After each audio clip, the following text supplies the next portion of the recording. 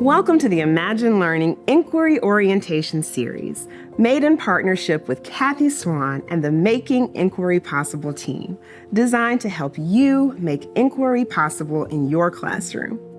I'm Krista Talbot, a former middle school social studies teacher.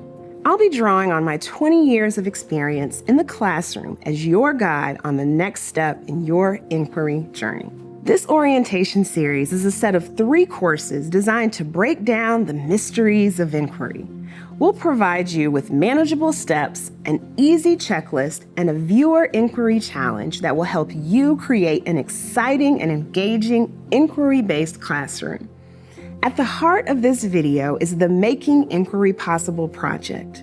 This series of documentary films shows teachers working together to explore the why, who, and how of inquiry-based instruction. In part 1 of our inquiry orientation course, we followed Summer Amro, a 9th and 10th grade social studies teacher in Kentucky, as she set the stage for inquiry by creating a culture of collaboration and student agency in her classroom. She helped us to answer the driving question, where does inquiry begin? We learned from Ms. Amro that inquiry begins with educators creating a new classroom culture based on student agency and collaboration through consistent routines and structures. In part 2, we asked, who makes inquiry possible? The answer to that question is not simply the teacher, but a team of educators who come together with a common goal of creating an inquiry culture that has a foundation in trust and support for students and teachers. In part 3, the title and driving question is, what makes inquiry challenging? Creating good instruction and a positive school culture requires hard work, and that hard work will come with challenges. Let's join the Woodford High professional learning community as they address some of these challenges.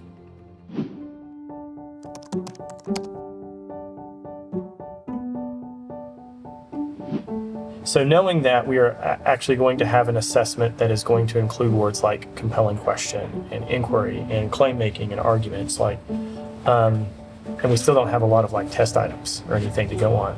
Where do you all think we need to go as a department? What are some things that we think we should be accomplishing this year that is at least not a big change, but change from what we have been doing?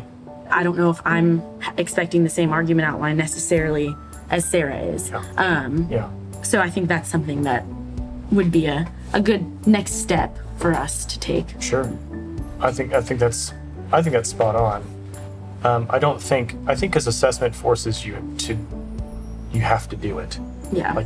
Like we have to do it because it's part of our assessment. I think if you all say, well, these are the things that we're going to assess on, then I think that at least forces us to say, well, if nothing else, I have to do it because my PLC said we're assessing people on that. Yeah. And I know sometimes that's harsh, but at the same time, it's well, this is what we decided. It's not really, it's not really one person telling everybody else what to do. That's good. Let's keep it real. Inquiry isn't easy. The clip begins with the PLC discussing the challenges of assessment. Assessment in social studies still gives me pause. It brings back memories of test prep while not teaching to the test, making sure to cover skills, teaching a year's worth of content in the span of months in order to have my students ready for state tests. Not to mention differentiating to meet the needs of varied learners, but also aligning my classroom assessments with those tests and with state standards while staying true to who I was as a teacher.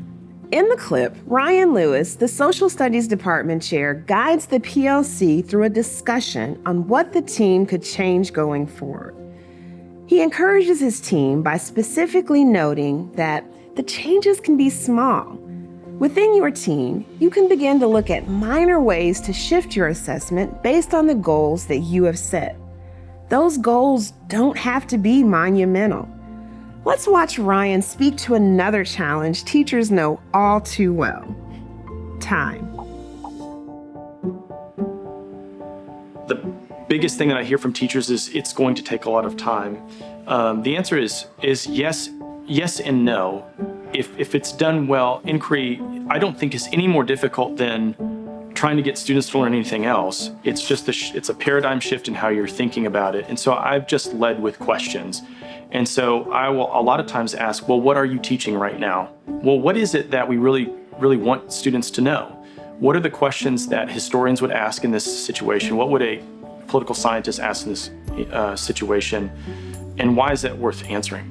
Is there a question that we can hang our hat on that students could understand and maybe go from there? So I think a good, compelling question I like to lead with other teachers is saying, we're just changing the way we're thinking about the information that we're teaching. We're not, yes, it is a paradigm shift, and that is hard, but it doesn't have to mean that I'm changing my classroom and I'm walking out the door and the kids are just doing whatever they want. It's about directing students towards something that is tangible and challenging, but forces them to think about the material in a different way. Time might be one of the biggest issues for social studies educators. We need time to teach the content, time for assessments, time for skills instruction, time for primary sources, time for inquiry. The list goes on and on.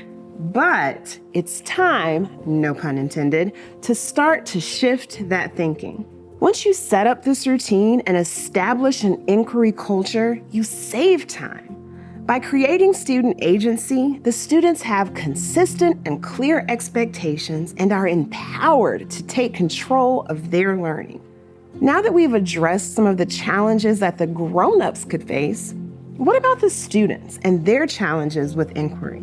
Let's meet Jason Arnold, the principal at Woodford County High School.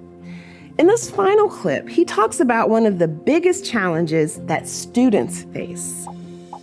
I think that's one of the biggest things with inquiry-based learning and students, and as teachers, students are going to struggle. And initially, especially, they're going to come to you and ask questions all the time because they are used to you being the source of information. And as a teacher, I have to develop the culture of, I'm not here to give you answers all the time. I'm going to direct you back to your resources, direct you back to where you should be looking and how you should be doing that, but I'm not going to give you those answers. And that's really hard as a teacher because we feel like our role is to give them the answers, but our role is really to help them learn how to learn and learn how to get the answers on their own. Inquiry culture is about redirecting students to their sources, using familiar inquiry language and trusting the culture that you are building to allow students to be true independent thinkers and to have real agency over their learning. Today, I challenge you to envision your ideal inquiry-based classroom. What does it look like? What will your students be doing? What will you be doing? What support will you have? Who is on this journey with you? You might want to make a list. Write down all of the exciting opportunities and possible challenges that creating an inquiry-based classroom could bring. The road to cultivating a culture of inquiry in your classroom can be rocky, but the rewards for you and your students are worth the trip. Thank you for joining me on this inquiry orientation series, and good luck.